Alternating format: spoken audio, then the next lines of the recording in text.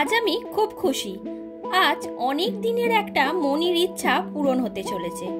অনেক দিন ধরেই ভাবছি যে যাব কিন্তু যাওয়া হচ্ছে না। আজকে আমি চলে এলাম নৈহাটিতে নেবে রিক্সা করে এসে পৌঁছালাম বড়মার মন্দিরে। হ্যাঁ, এই বড়মার কাছেই কিন্তু অনেক দিন ধরে আসবো ভাবছিলাম, কিন্তু নানান কারণে আসা হচ্ছে না। কাল রাতে আমি মনস্থির করি আর বড়মাকে ডেকে শুই যে মা, তুমি যদি টানাও তাহলে আমাকে ঠিক সকালবেলা উঠিয়ে দিও আর তোমার কাছে যাওয়ার সবকিছু সুবিধা মতো আমাকে পথ দেখাও। কি বলবো, আমি কিন্তু অ্যালার্ম দিয়ে শুয়েছিলাম 6:15 থেকে। 6টা বাজার আগেই আমাকে কি যেন ডেকে দিল। এটা আমার মনের ভুল নাকি জানি না, বড়মাকে এত ভালোবাসি বলে বড়মাই আমায় সাথ দিয়েছে কিনা।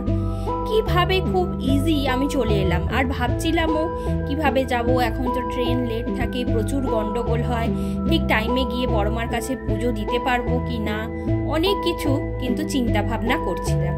কিন্তু মা এমনই বলতে বলতে আমার গায়ে কিন্তু কাঁটা দিচ্ছে, ঠিক সময় আমাকে তার কাছে পাঠিয়ে দিয়েছে। তো এখানে এসে যথারীতি ফুলের ডালা কিনে নিয়ে এই যে লাইন দিয়ে পুরোপুরিভাবে মন্দিরে কিন্তু ঢুকে গেছি। মন্দিরে এই যে মায়ের ছবি তুলছি, এখানে ছবি তোলা নিষেধ বলতে সেলফি তোলা নিষেধ, সেটাই লেখা আছে, কিন্তু মায়ের ছবি তোলাতে কোনো আপত্তি নেই। মায়ের ছবি আমরা যত খুশিই তুলতে পারি, এখানে কোনোভাবেই নিজেদের পার্সোনালি ছবি তোলা কিন্তু যায় না। এই যে ব্যাপারটা খুব কিন্তু ভালো লাগলো, বেশ নিজেদের ফোনেতে মায়ের ছবি থাকবে, কত ভালো লাগে।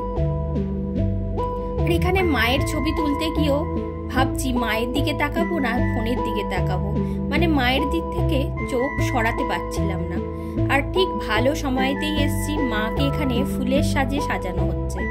সাজটা দেখতেও খুব ভালো লাগছিল, কি অপূর্বভাবে মাকে সাজানো হচ্ছে আর খুব সুন্দর লাগছে মাকে।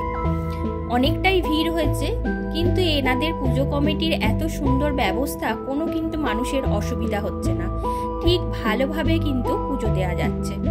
পুজোও কিন্তু খুব সুন্দরভাবে দিয়েছি, একদম সামনে গিয়ে মাকে আমার মনস্কামনা জানিয়েছি।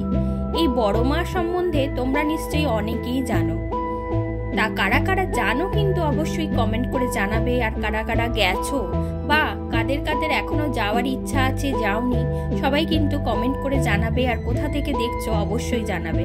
আমি তো অনেকটাই দূর থেকে গেছি বড়মার কাছে। এই বড়মা কিন্তু কাউকে খালি হাতে ফেরান না, এটা কিন্তু কথিত আছে আর এটা প্রমাণিত। আর আমিও তাই বড়মার কাছে এলাম আজকে পুজো দিতে, সামনেই চলে এসেছি, এখন পুজো দেওয়ার পালা। খুব ভালোভাবে নাম গোত্র পড়ে সুন্দরভাবে কিন্তু পুজো দেওয়ার ব্যবস্থা। এখানে প্রত্যেকের একে একে ডালা নিয়ে যে দেখো পুজো দিচ্ছে, খুবই ভালো ব্যবস্থা।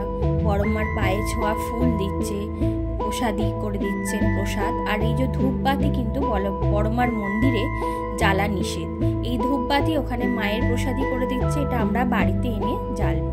তো পুজো দেওয়া হয়ে গেল, এটা বাহির পথ।